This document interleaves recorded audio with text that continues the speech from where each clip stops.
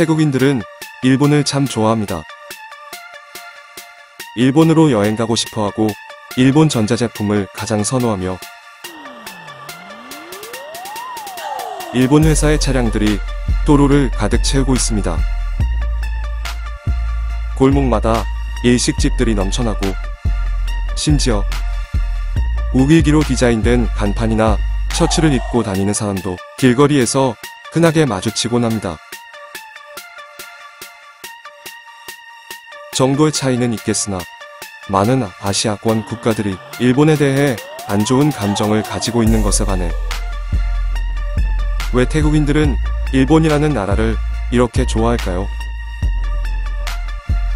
첫 번째 이유, 2차 대전 동안 일본과 전쟁을 치르지 않았다. 반은 맞고 반은 틀린 이야기입니다. 태국이 일본의 침략에 저항하지 않은 건 아닙니다.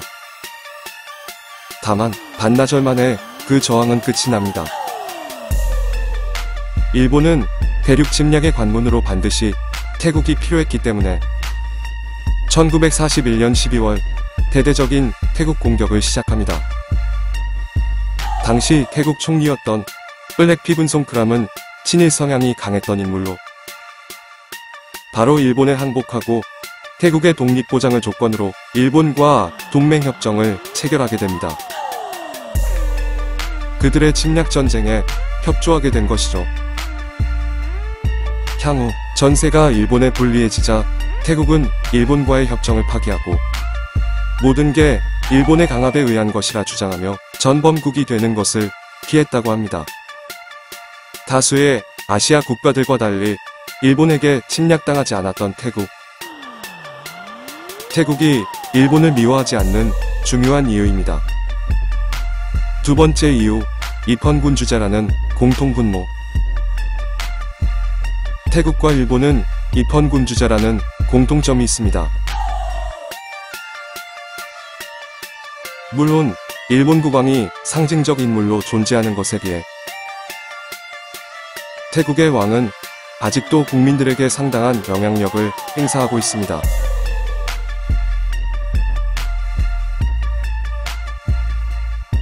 라마 10세의 많은 기행으로 인해 왕실에 대한 국민들의 신뢰가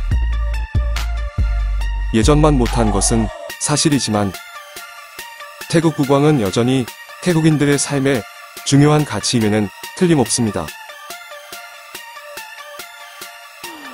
양국의 왕실은 꾸준한 교류를 통해 신뢰관계를 구축해왔습니다.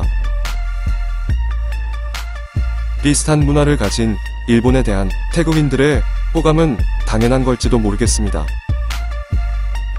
세 번째 이유, 일본의 돈으로 성장한 태국. 태국 국내외 투자 금액의 50%가량을 일본 자본이 차지할 정도로 태국 경제의 일본이 존도는 상당한 수준입니다. 60년대부터 일본은 태국 현지에 자국의 자동차 공장을 지어왔고 동남아 생산 거점으로 이용했습니다. 태국 자동차 시장에서 일본 차 점유율은 90%가 넘을 정도입니다. 또한 고속도로나 교량, 전철 등 각종 사회간접 자본에 대한 일본의 투자가 지속적으로 이루어져 왔습니다. 원조라는 구실로 사실상 경제적으로 종속되어가는 게 아닌가 하는 우려도 있으나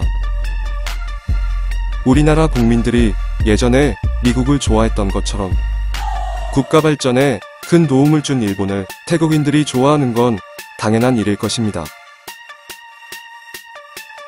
저는 요즘도 태국 친구들과 일본에 대한 이야기를 할 때마다 열심히 싸우고 있습니다. 한국과 태국 관계도 더 발전하길 바라며 오늘 영상 마치겠습니다. 구독과 좋아요로 응원해주시고요.